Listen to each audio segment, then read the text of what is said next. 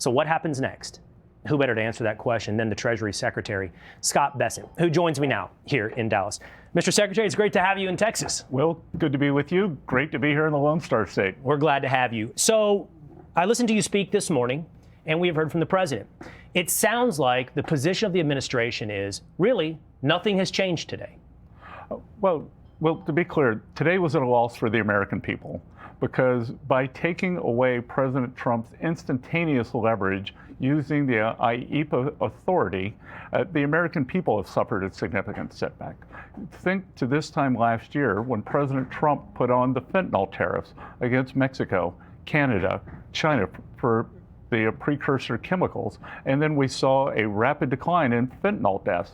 If that's not an emergency authority, what was? On October 8th, when the Chinese government said that they were going to put a worldwide export control on any product that had 0.01% Chinese rare earths in it, 24 hours later, President Trump said that he would impose 100% tariff on China if they did it. They immediately came to the negotiating table, and we were able to negotiate a one-year extension. So in terms of the direction of travel, national security, how we will get there with these deals, nothing, revenue, nothing has changed. But what has changed, the Supreme Court has taken away the president's leverage, but in a way, they have made the leverage that he has more draconian because they agreed he does have the right to a full embargo. So that's what I mean when I say that in a way, the line from the administration seems to be that nothing has changed today. It's not that the tariffs haven't been used to control fentanyl or to control trade with China, but rather when I've listened to you speak so far today and the president, that you will immediately institute these tariffs, continue these tariffs through different mechanisms. You can, through, I believe it's Section 122, immediately extend these tariffs for 5 months. And in the meantime, then launch investigations to extend these tariffs further under other sections of these trade acts. Exactly, and the durability of the Section 232s, Section 301s, which are already in effect, and the Commerce and USTR will launch additional investigations into additional deficiencies. Those will take 30, 60, 90 days, but within 3 days, the president can put on the Section 122 10% global tariff. So at Treasury, for the full year 2026, we foresee the no decrease in revenue. But again, it's the instantaneous power that the president has. But now that he's going to have to, if he wants to negotiate with these countries, he does have the right to say, I can embargo all your products. Well, we just can't collect $1 from the embargo. But why wasn't, if this same authority exists under these different sections of the 1974 or 1962 trade acts, why not just do that in the first place instead of IEEPA? If this was capable in the first place and that everything basically remains the same today, even though the Supreme Court has struck down this authority under IEEPA, why not just go this path from day one on Liberation Day? Oh, because the IEEPA tariffs were custom made for President Trump to assert leverage versus the countries. I think the other thing that we will look back and think that the use of IEEPA tariffs actually set the format for the countries because we were able to bring them to the table very quickly. It's just much more cleaner to be able to say, come and negotiate. We have a 45% tariff on you. Come and negotiate. And bring down your tariffs on us, your non-tariff trade barriers, your subsidies for all that. So as opposed to, look, we're going to do a 301, we're going to do a 232, we're going to combine all these things because that's what, in essence, going to happen now. We will get back to the same tariff level for the countries. It will just be in a less direct and slightly more convoluted manner. So actually being able to do the IEEPA out of the box was helpful. A couple more questions on the tariffs so that I understand what happens next. You mentioned the revenue will not change for Treasury, but what about the revenue you've already collected? What about the $175 billion? Do you anticipate having to make refunds at Treasury? Well, I'm not going to get out ahead of the courts. And as the president said, the Supreme Court was very discombobulated on this. They didn't give any guidance on it. I think it's probably not 175. I think it's probably closer to 130, but still a substantial amount. They have remanded it back down to a lower court, and As Amy Coney Barrett said in the original hearing that I was at, this could be a mess. And this could take months, this could take years to litigate and to get to the payouts. And if there is a payout, it looks like it's just going to be the ultimate corporate welfare, because what you don't know is, did a Chinese supplier lower their price? So they lowered their price because of the tariff. The product came into the US, the buyer paid the tariff, but it was really the same price as before, but they're going to get a refund on the tariff. So it's a direct payoff to the importer, direct payoff to the country that you were looking to try to control behavior. Yep. One more, speaking of international trade and speaking of other countries, one more on tariffs. These trade deals that you and Jameson Greer and President Trump have negotiated, say with the UK, say with the European Union, that were done in part with leverage from the tariffs. And for that matter, the peace deals as well to solve these wars. Are those deals under any kind of threat now? Do you think everyone will honor the deals, even though now supposedly the tariffs have been done asunder by the Supreme Court? Well, again, we can move to 232 and 301 tariffs, so I think that everyone is going to honor their deal. And there is the draconian alternative that the Supreme Court reaffirmed that the president has. He has a right to a complete embargo. Right. Like, he can just cut countries off. He can cut whole product lines off. We can't receive any money. So, I would call on all countries to honor their agreements and move forward. All right. One of the reasons you're here today, Mr. Secretary, in Dallas, is you are talking about Trump accounts. You have said, when it comes to Trump accounts, that they are the most significant policy innovation in modern times. You've called it the greatest merger in world history. Those are big, big compliments to Trump accounts. What is so transformative? Well, again, Will, we are merging. When I said it was a big merger, it is Wall Street and Main Street. 38% of American families have no exposure to the U.S. stock market. Our great innovation machine, capitalist machine, the economic growth machine. And with Trump accounts for the next 4 years, every child born, parents fill out a form, child gets an account, Treasury puts in $1,000. It goes into an index fund. It's available to the child when he or she turns 18.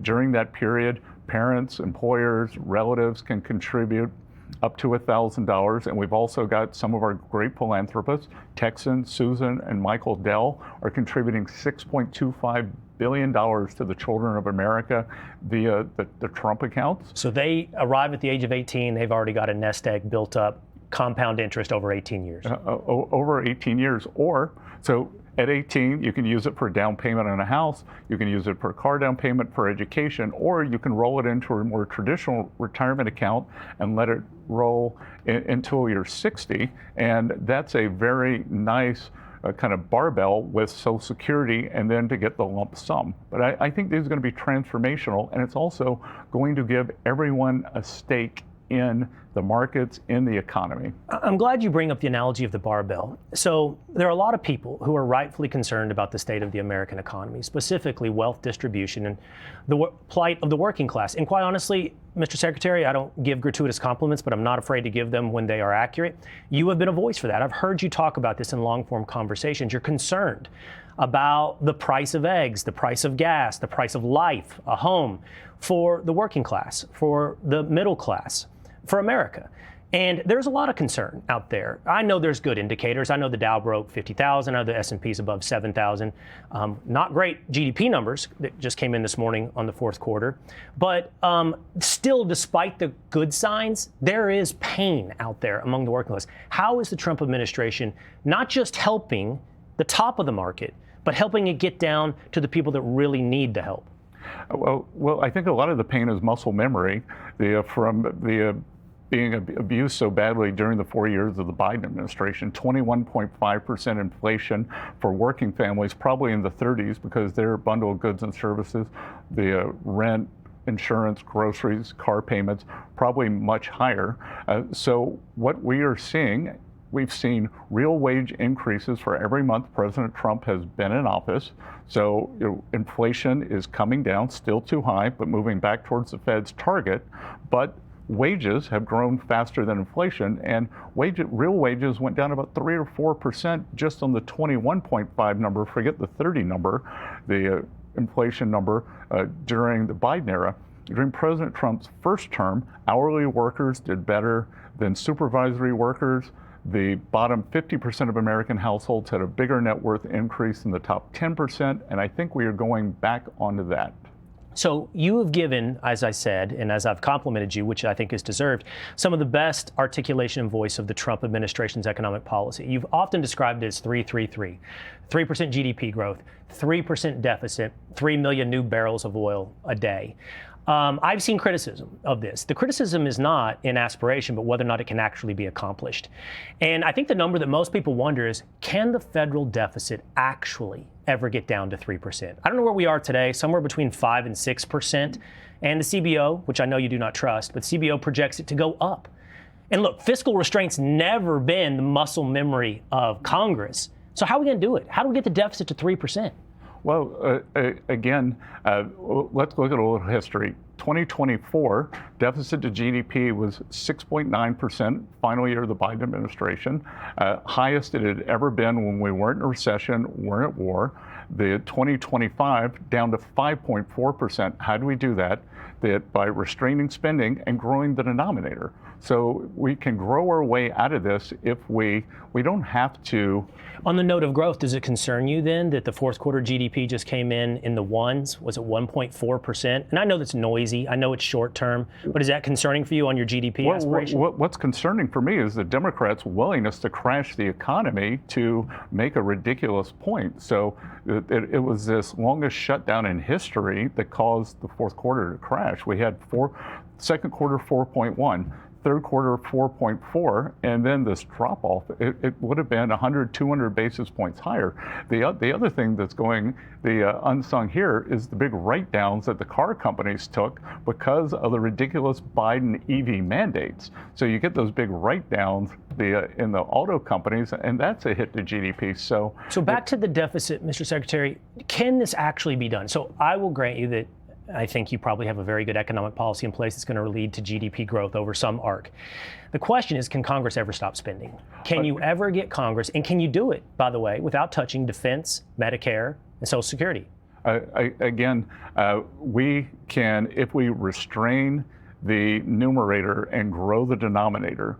So, I believe we can grow 3.5% this year at least. 2026. 2026.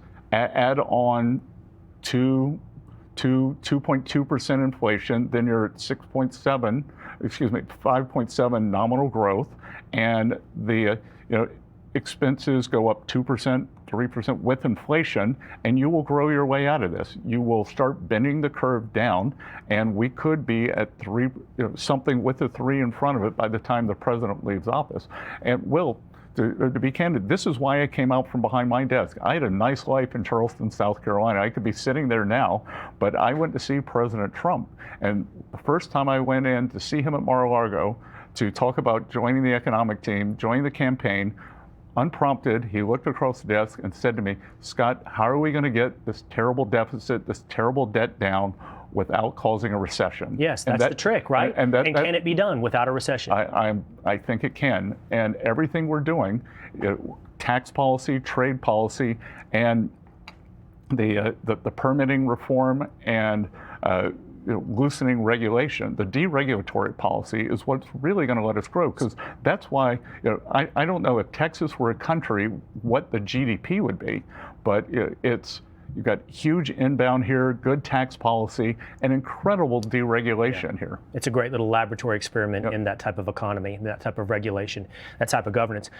Interesting. This is what brought you out from behind that desk, in part 333, but in part to figure out how we can get out of this deficit hole that we're in, ultimately this debt hole that we're in. I would love to, let's talk a little bit more about behind that desk. I have been fascinated with you, your life, your career. One of the things that I think some people know about your career, if they don't, they're about to learn, is that you worked for a long time, 2 different stints, 15 years for George Soros.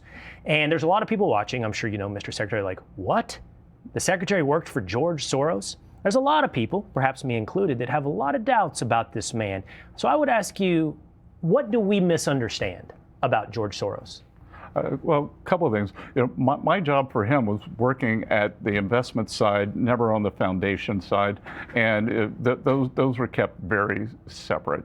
And for my first stint, Mr. Soros was focused on bringing down the Iron Curtain and was very helpful in the collapse of the Soviet Union. After I had left the first time, sometime in the early 2000s, I don't know what happened. He got much more focused on domestic policy. He and I rarely talked about politics. We haven't spoken since just after President Trump was elected in 2016. Haven't spoken in 10 years. And I would tell you that we had a very robust discussion, and election night 2016 was one of the 3 best periods I've ever had for money making, because I thought President Trump was going to win. And I don't know if you remember, Will, but election night 2016, the market crashed. Market crashed, and that was one of the greatest buying opportunities of all time, because I'm sitting there and I'm thinking, this is the most pro-business president probably since Calvin Coolidge. And I later found out that George Soros was the one selling the market. He was crashing the market, lost several $billions that night, and myself and several others made a lot of money for our investors the next few weeks. We have a couple minutes left together, but I just can't pass up following up on what it means to have a robust conversation, not with George Soros, but with Scott Bessent, because I understand there's been some robust conversations. Elon Musk, Bill Pulte. Is there a point here, if I push this interview hard enough, or am I walking on thin ice? Look, I'm from a small town in South Carolina, and we like to keep it inside, but you can always take it outside. I don't know. I'm always told don't mess with Texas, Will. But I would say don't mess with the low country of South Carolina either. Fair enough. Okay, fair enough. One more, not to press the issue, but one more on George Soros. You said you didn't talk politics, you didn't talk policy, you did talk investment. Here's the great question for me, and Mr. Soros has an open invitation to come spend an hour with me here on Will Cain Show, or his son for that matter, because I just want to understand the vision. What is the vision of George Soros for this world? Again, many people have asked me that. I don't understand. Country's been very good to him. It was just like this young Olympic athlete that the vice president was talking about earlier on the previous show. America was great to her. She sold out to China.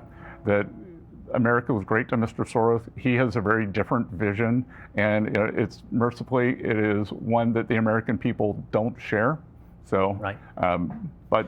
Well, let's stay, if you wouldn't mind, just one more. And I don't know that I've seen you address this, but we've crossed the line from your public office to your private life. And, Gavin Newsom and you went back and forth at Davos. He made a post that I think many saw as homophobic. It kind of played on Real House husbands or housewives of Davos. He threw around knee pads, in some type of sexual innuendo. You are the highest ranking gay public policy office holder, I believe, in the history of America. And I'll bet you there are some people watching that don't know that what I just said, because you're not a member of the Biden administration. That hasn't been the top line of your resume. You're not the first and proclaimed and celebrated because of that fact. That's been a fact in the background, unimportant to the Trump administration. I'm just curious what that says about you and the Trump administration. Well, it's what it says about President Trump. President Trump created the cabinet, not because who you go home to at night, not because of the color of your skin, not because of your religion, not because of some background. Created it based on merit. So, like, I go to the office every day knowing that I was chosen on merit. And the Gavin Newsom, one thing I would tell you, if you want to go back to boxing, that guy cannot take a punch. I mean, what do you mean? He likes to dish it out, but you push back on him and he gets completely flustered. Oh. I mean, it is, you bark at him and he... Glass jaw. Glass jaw, and I think like slow brain. Okay. Well, Secretary Bessent, this has been a pleasure. I really appreciate the 25 minutes you gave us here today. I've been looking forward to this for quite some time. I'm glad to hear the economic vision and glad to get to know you a little bit as a man. Thank you for your time here today. Good to see you, Will. All right. Hey, it's Will Cain. Click here to subscribe to the Fox News channel on YouTube. It's the best way to get our latest interviews and highlights. And click to subscribe to the Will Cain podcast for full episodes right now.